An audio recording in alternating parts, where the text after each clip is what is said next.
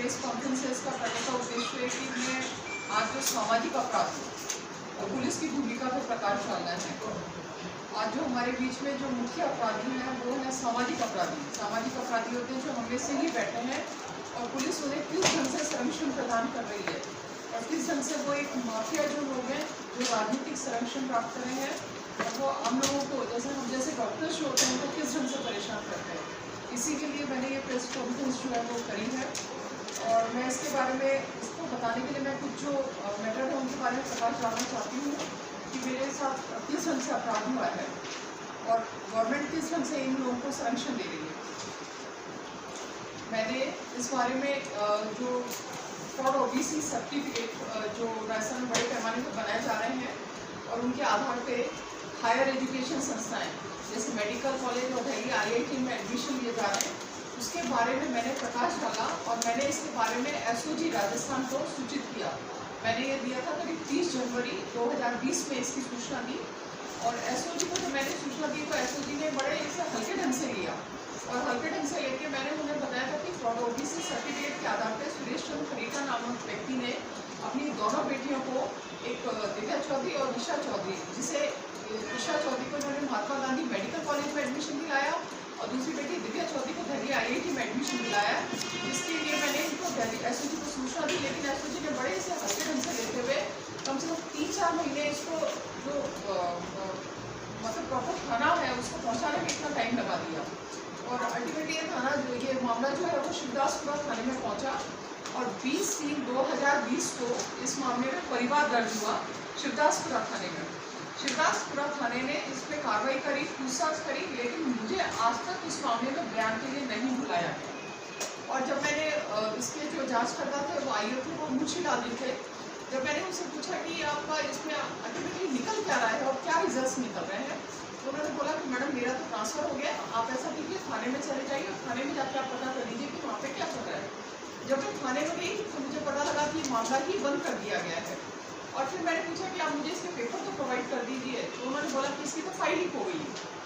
उन्होंने मुझसे बोला कि आप इस मामले को वापस दर्ज करवाइए। मैंने कहा ये मामला कोई छोटा मामला तो नहीं है, हायर एजुकेशन संस्थाएं होती हैं जहाँ बच्चे इतना कंपटीशन कर रहे हैं, OBC सर्टिफिकेट फ्रॉड तरीके से बनाए जा रहे हैं, उसके आधार पे इतनी हायर संस्थानों में एडमिशन दिया जा रहा है और आप इसको इतना हल्के से कैसे ले रहे हैं कि फाइलें ही खो दी और ना मुझे कोई डिस्पैच नंबर दिया जा रहा है ना कुछ कोई कागज़ दिए जा रहे हैं।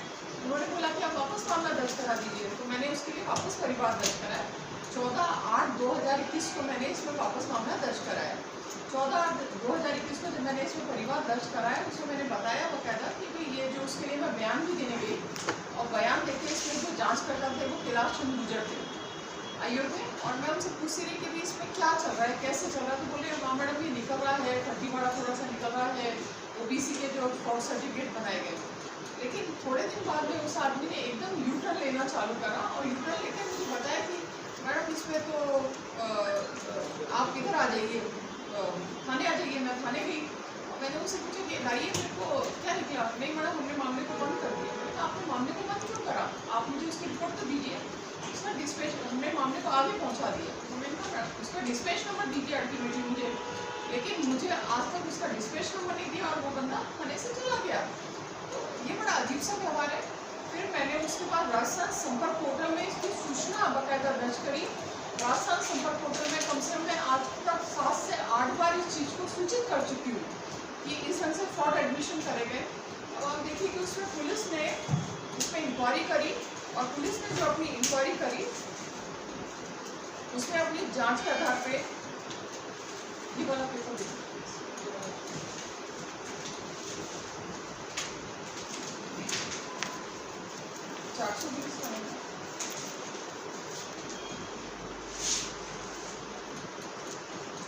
पुलिस ने बाकायदा माना। कार्यालय सहायक पुलिस आयुक्त चाकसू दक्षिण जयपुर की तरफ से इसमें जांच करी गई है।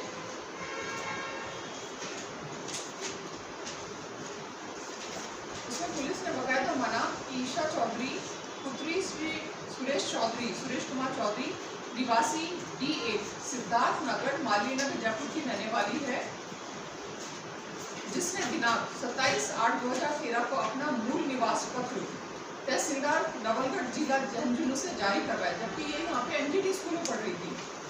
तत्पश्चात ईशा चौधरी ने दिनांक 30/4/2015 को क्रिमिलियर श्रेणी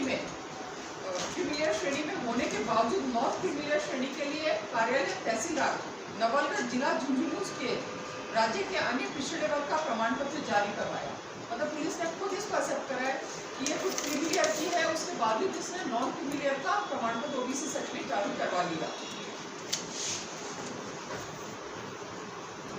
जबकि ईशा चौधरी के परिवार की सकल वार्षिक आय करोड़ों रुपए में है। आप सब लोगों को पता होगा कि इसमें जैसे ओबीसी का जो नॉन क्रिमिलियर होता है वो 8 लाख के नीचे आता है, तो वो रिजर्वेशन ले नहीं सकता हायर एजुकेशन में, जबकि करोड़ों का पुलिस मान रही है। यहाँ पे पुलिस की जांच में आया है करोड़ों की वार्षिक आय है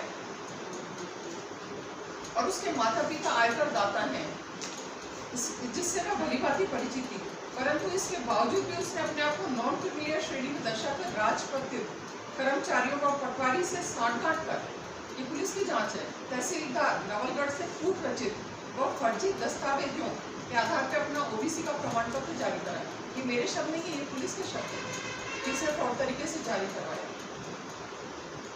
इस ओबीसी प्रमाण पत्र से उसने सीतापुरा महात्मा गांधी मेडिकल कॉलेज जयपुर में एमबीबीएस में दाखिला पत्र 2015 में ले लिया, 16 में ले लिया, जिसका इंतराज नंबर 99 है और मेडिक नंबर 2559 है। मैंने आपको लिख दिया, उसमें सारा है ही।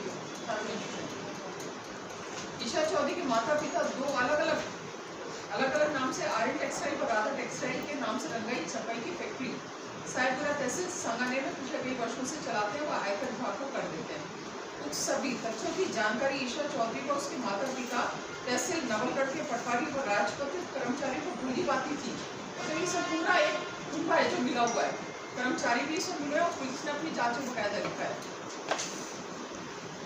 और इसके बावजूद भी उन सभी व्यक्तियों ने एक राय होकर फर्जी मिथ्या व पूर्व रचित दस्तावेज बनाकर मेडिकल में प्रवेश के लिए ओबीसी का प्रमाण पत्र तहसील नवलगढ़ जिला झुंझुनू से जारी कराकर मेडिकल कॉलेज सीतापुरा में प्रवेश प्राप्त कर लिया। पुलिस ने इसको खुद एक्सेप्ट कर लिया है। अब NIC व MRI दिल्ली डॉक्टर का लाइसेंस लेने पे आमदा है। अब परिवार की जांच होगी, लेकिन पुलिस ने इस मामले में आज तक पुलिस ने जो दूसरे मेरे मामले हैं उनका हवाला देके इस सब मामलों को, जो एक अपराध हो गया, क्या ये अपराध जब पुलिस खुद मान रही है अपराध, तो उसमें FIR दर्ज करने में पुलिस को क्या दिक्कत है? लेकिन आज तक पुलिस ने इसमें FIR दर्ज नहीं करी है और मामले को बंद कर देती है, जबकि 7-8 बार मैं इसमें दे चुकी हूँ। क्या मेरी जान पहचान है या फिर कोई वो दूसरे केस मेरे चल रहे हैं तो उसको लेके आप ये अपराध में सूचित कर रही हूँ, तो उसमें आप सूचना मतलब FIR दर्ज नहीं करेंगे क्या? और लास्ट में आप ये देखिए, इसमें लिखा है कि वर्तमान में अगर किसी को शिकायत होती तो उसके साथ परिवार या रिपोर्ट दी जाती। इस समय में डॉक्टर रेखा को कोई हानि नहीं हुई है, या डॉक्टर रेखा को हानि से ही लेना देना, या कोई ऐसा अगर अपराध देखा जाता है, डॉक्यूमेंट्री एविडेंस यहाँ पे साफ है, वहाँ पे पुलिस सूचना क्यों नहीं दर्ज करी, वहाँ पे FIR क्यों नहीं दर्ज करी है? पुलिस बोल रही कि उसकी MBBS पूरी हो चुकी है। मैं तो 2020 में मामला दर्ज करा चुकी हूँ, जबकि आज तक पुलिस ने जानबूझ के उसको टाइम दिया ताकि उसका MBBS हो जाए। इससे लगता है कि पुलिस की जो साजिश है वो साफ सामने दिख रही है। उसके बाद देखिए कि आप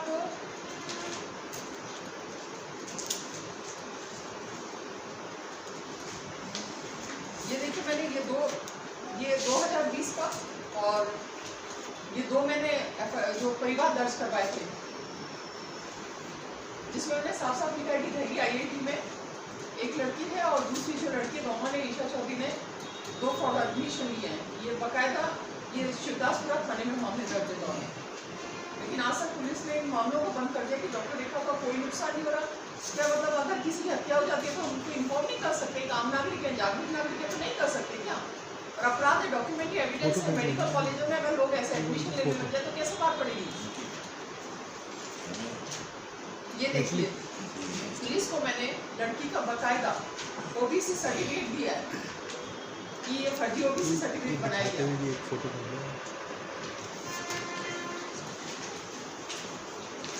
ये उसने आयकर दाता होने के बावजूद अपने आप को कशक दिखाया। गांव की जो जमीन है, गांव की जमीन का हवाला देके उसने OBC सर्टिफिकेट बना लिया। आप सोचिए कितना कुछ हो रहा है, ये घोटाला हो रहा है। ये देखिए, ये गांव की जो जमीनें थी उसके बावजूद उसने ओबीसी का सर्टिफिकेट ये दिखा के जब इन्हें अपने आप को गरीब कृषक दिखाया और करोड़ों की टर्नओवर एक उसी साल दे रहे हैं।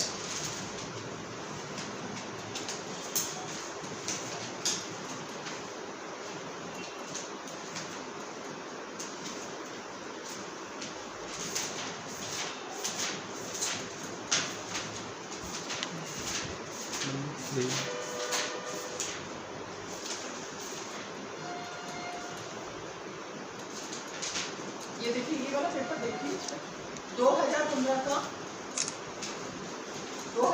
का ये वाला पेपर है।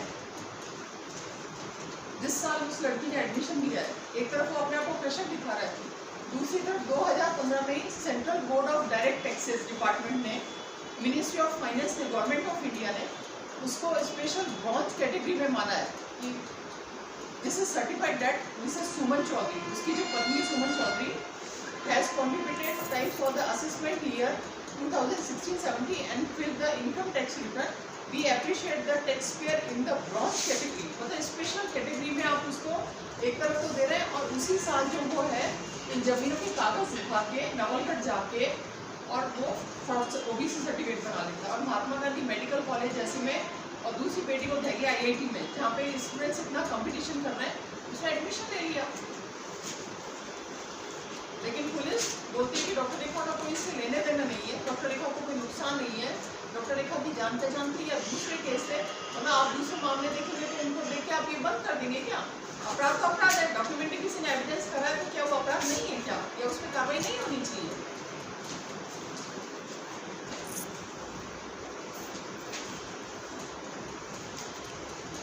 इसमें साफ दिख रहा है 7-8 बार, इसका मतलब राशन संपर्क की क्या भूमिका है?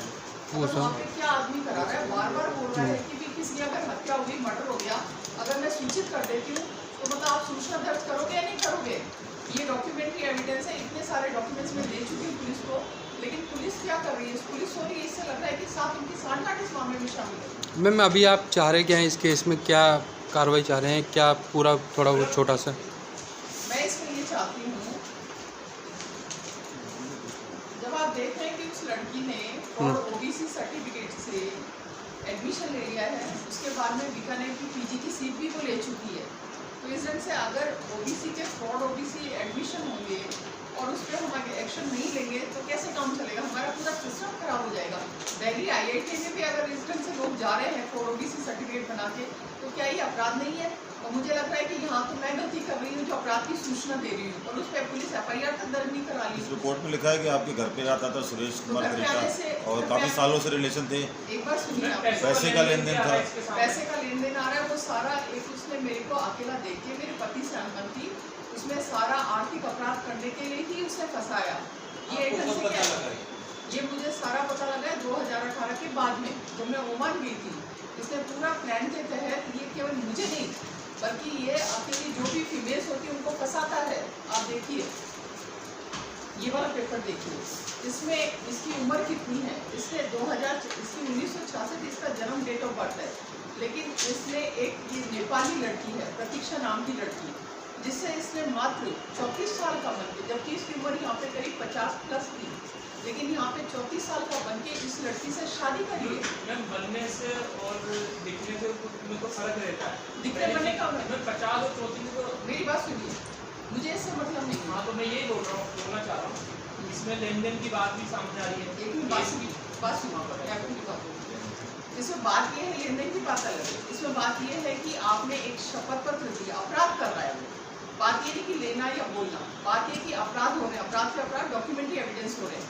जहाँ पे पहला यहाँ पे दिया जाता ओबीसी का सर्टिफिकेट, दूसरा यहाँ के एक शपथ पत्र देके, और शपथ पत्र देके आप एक 55 साल का जो आदमी है वो 34 साल का आदमी बन रहा है, और एक खुद शादीशुदा होते हुए बिना तलाक लिए दूसरी औरत से एक शादी करा हुआ भी बाहरी नागरिक, नेपाली नागरिक है, उससे शादी कर रहा है। और सबसे कमाल की बात है कि इस लड़की को इसने आगे लॉ कॉलेज में एडमिशन दिलाया, लॉ कॉलेज में एडमिशन दिला के ये किस ढंग से भारतीय नागरिक है जो इसे राजस्थान बार काउंसिल में रजिस्ट्रेशन करवा दिया। आप मुझे बता दी, क्या ये अपराध नहीं है? नहीं, आपका कोई लेन देन है क्या पैसे का? उससे मेरे पैसे का लेन देन मैं इसमें निवेदन करूँ, मैं इसमें एडवोकेट हूँ, जिस लेन देन वाला मुकदमा है उसमें डॉक्टर साहब 18 फरवरी 2018 को विदेश चले गए थे और इनका जो हॉस्पिटल था विशाखा हॉस्पिटल के नाम से, तो उसको कोई देखता था। उसने खाली चेक साइन इसलिए करवाए कि हो सकता है कि कर्मचारियों की तनख्वाह ज़्यादा भी हो सकती है, कम भी हो सकती है, बिजली का पेमेंट वगैरह जो भी है, तो वार से तो उसमें अपन चेक को भरने नहीं आ सकते, तो इनसे खाली चेक रखवाए। जब ये वार गए, उनको बोला कि आप पैसे डलाओ, मैं चेक लगा के आपके पैसे निकला दूंगा। इन्होंने मना कर दिया कि मेरे को भी पेमेंट नहीं मिला। इनके बीच में कासवनी हो गई। इन्होंने ओमान से कंप्लेंट दर्ज कराई, उसकी कंप्लेंट दर्ज कराई। यहाँ पे आने के बाद जब ये 3 या 4 मई 2018 को जयपुर पहुँचे, जयपुर पहुँचने के बाद में इन्होंने अलमारी को चेक किया, तो उसमें इनकी लेटर पैड थी और भी बहुत सारा सामान था, चेक वगैरह थे, वो गायब मिले। 7 तारीख को बैंक से मैसेज आया कि आपके 2 चेक बाउंस हो गए हैं। जबकि जो ओमान से कंप्लेंट दर्ज कराई है, उस कंप्लेंट में ये खुद बोलता है कि पुलिस ने इन्वेस्टिगेशन किया, उनको बयान लिए कि आपने क्यों फ़ोन किया विदेश में, किसी महिला को क्यों परेशान किया, कि मैं 25 लाख रुपए मांगता हूँ। ये सर्टिफाइड डॉक्यूमेंट में है, वो मैं आपको भी दिखा दूंगा। 25 लाख मांगता हूँ। उसने 30 लाख के 2 खाली जगहों का फायदा उठा के 30 लाख भर दिए। जब आप किसी से 25 लाख मांगते हो, आपके ओनर बयान बोलते हैं कि मैं 25 लाख मांगता हूँ, तो फिर आप 30 लाख के चेक यानी कि उसके लिए कि आपको चेक नहीं देके गया पर्सन आपको चेक देके जाता, तो फिर वो 30 के देके जाता या 25 के देके जाता। 25 मांगते हो, 30 के चेक लगा। ब्लैंक चेक दे दिए, क्या कोई लिखा पढ़ी कराई कि वो कोई लिखा पढ़ी नहीं है, ये तो नहीं, चेक तो मैडम ने दिए थे ना। नहीं, मैडम ने केवल उस कर्मचारियों के और बिजली के भुगतान के लिए हॉस्पिटल के पैसे रखे गए थे, न कि उसको दिए थे। उसको देते तो फिर वो 25 लाख मांगता, तो 25 लाख के 30 लाख के छोड़ देते। इनके केवल साइन थे, उस पर केवल साइन थे। और मैडम ने उसमें कंप्लेंट भी दर्ज कराई पुलिस में कि मेरे 30-35 चेक चोरी हो गए। लेकिन वही पुलिस की और क्या नाम है उसकी मिलीभगत के द्वारा और उसको पुनः बंद कर दिया। बंद करने के बाद में उसने 30 लाख के चेक थे, उसको भर के और न्यायालय में लगा दिया। उसी व्यक्ति का अलग अलग कैरेक्टर सामने आता है जब उसके बयान हुए। जब बयान हुए तो उसके अलग अलग कैरेक्टर सामने आता है। वो एक लड़की थी जिसके डॉक्टर साहब कह रहे हैं प्रत्यक्ष, हमने उसको पूछा बयानों में जिले में, मैं आपको भी प्रोवाइड करा दूंगा, SCGM 20 न्यायालय सांगानेर में मुकदमा चल रहा है। मैंने पूछा कि आपकी कितनी शादियाँ हो चुकी है, कि मेरी 2 शादी हो चुकी। तुम्हारी दूसरी पत्नी का नाम क्या है? मेरी दूसरी पत्नी का नाम प्रतीक्षा है। दूसरी पत्नी से कब शादी हुई? मेरी 1985 में शादी हुई, 1985 में शादी हुई। जबकि उस दूसरी पत्नी से जब शादी हुई उसका सर्टिफिकेट है आर्य समाज का, और उस सर्टिफिकेट में वो दूसरी पत्नी ये बोलती है, वो दूसरी पत्नी ये बोलती है कि मेरी जन्म तारीख 1993 है, तो 1985 में तेरी शादी हो गई और जन्म लिए 93 में। ये उन्होंने बयान में बोलता है, वो खुद ये बयानों में बोलता है वो कि मेरी 85 में शादी हुई थी प्रतीक्षा की। जो बयानों में लिखित में रिटर्न देना अलग होता है, लेकिन कोर्ट के सामने जब अपन कहते हैं कि मैं सौगंध लेके कसम खा के बयानों में जब दर्ज करते हैं तो वो सच बोलेगा, सीधी सी बात है। उसमें कहता है मेरी 1985 में शादी हुई थी, जबकि वो सर्टिफिकेट 93 में का था। कोर्ट में पेश किया गया आपने कागज? हाँ, वो पेश है नहीं करे, मैं आपको भी प्रोवाइड करा दूंगा डॉक्टर साहब, इसकी नकल प्रोवाइड करा दूंगा। दूसरी स्थिति कि मैंने उसको पूछा कि आपकी 2 फर्म चलती है, कि एक फर्म मेरी चलती है, एक फर्म मेरी बीबी के नाम से चलती है, राधा टेक्सटाइल की। तो आप 2015 में क्रिमिलियर थे या नॉन क्रिमिलियर थे? ये देखिए साहब, ये दस्तावेज, इस दस्तावेज के ऊपर वो बोलता है कि मैं उस समय क्रिमिलियर था, यानी कि वो खुद एक्सेप्ट करता है कि मैं 8 लाख रुपए से बहुत ज़्यादा कमाता हूँ, यानी कि करोड़ों रुपए का मेरा टर्नओवर है। ये SCGM 20 का न्यायालय का ऑन बयानों का है। इसमें ये खुद बोलता है कि मैं क्रिमिलियर था, जबकि आपने 2015 साल में फर्जी सर्टिफिकेट जारी करवा के और आप नॉन क्रिमिलियर की श्रेणी में आके और महात्मा गांधी मेडिकल कॉलेज में एडमिशन करवा लिया। एक ही पर्सन 2 काम करता है। दूसरा, जब उसने कैप्चर तो हॉस्पिटल को इतना कर दिया कि जब 138 में उसने परिवार दर्ज करवाया कोर्ट में, तो 138 का मुकदमा करवाया, उसमें अपना एड्रेस लिखवाता है, आर्यन टेक्सटाइल प्रोप्राइटर सुरेश चौधरी, पता साईपुरा रोड, हेमोपैथिक यूनिवर्सिटी के सामने सांगानेर, ये है साहब।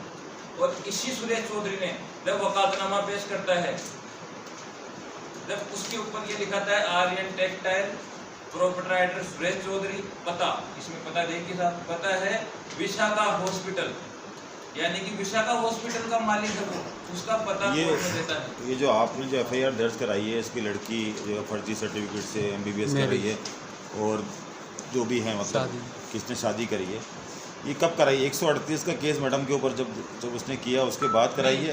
ये देखो प्रोसेस क्या है कि मैडम के ऊपर 138 का केस किया, उसका मैडम को कोई नॉलेज नहीं, ठीक, उसके बाद ये हुआ है ना सारा मैडम को उसका नॉलेज कब हुआ? जब ये नवंबर दिसंबर, मेरे पास में डॉक्यूमेंट है, नवंबर दिसंबर में डॉक्टर साहब उस 376 वाले जो मुकदमा था और इसके साथ चिटिंग हुई थी, उसके बयानों के लिए प्रोटेस्ट के लिए ST कोर्ट में गए थे। उस समय उस पर इनको जो जमानती वारंट तामील करवाया कोर्ट के बाहर, जब उनको मालूम चला कि इनके खिलाफ एक मुकदमा भी है करीब यानी कि 6 महीने बाद में। अच्छा, और एमबीबीएस जो कर रही है फर्जी डिग्रीज, ये भी बाद में पता पड़ा? ये तो बाद में पता चला ना, पहले पता ही नहीं था, हमें बाद में पता लगी। आपने छानबीन उसके बाद की सारी?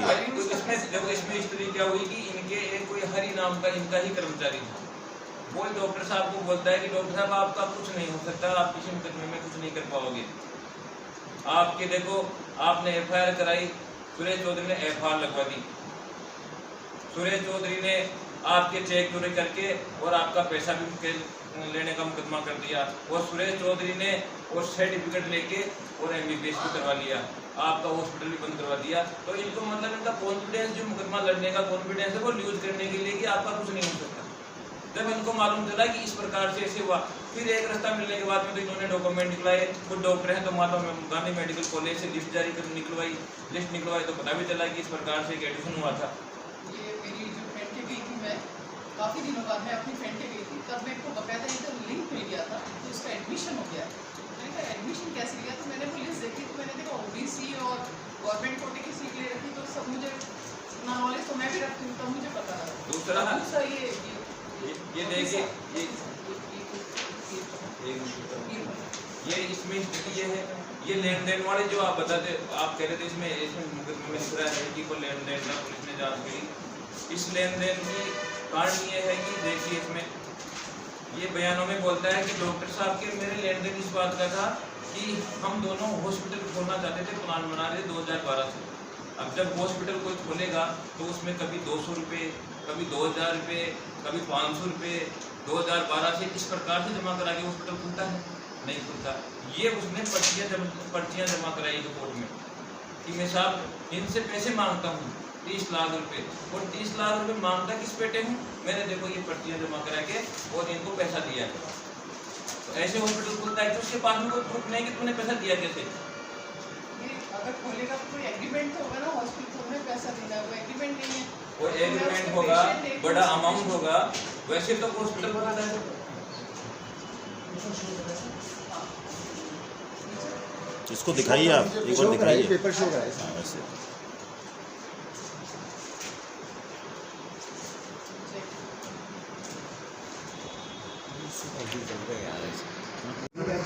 देखिए ये जो मामला है इसमें फ्रॉड OBC जो है एडमिशन दिलाए हैं, फ्रॉड OBC सर्टिफिकेट के आधार पे महात्मा गांधी मेडिकल कॉलेज और दिल्ली IIT में एडमिशन दिलाए गए हैं। और दूसरी ये झूठा आय का अपना जो सर्टिफिकेट है वो दिखाता है एज का सर्टिफिकेट, उसके आधार पे इसने एक नेपाली लड़की से शादी करके उसको राजस्थान बार काउंसिल में भी इसका रजिस्ट्रेशन करा दिया फ्रॉड तरीके से। तो ये और इसके अलावा PF अकाउंट में मेरे छेड़छाड़ करके मेरा पैसा तक निकाल दिया। इतने सारे फर्जी मामले हैं इसके साथ, और ये मेरे हॉस्पिटल को हड़पने की कोशिश कर रहा है क्योंकि सारी एक भू माफिया है।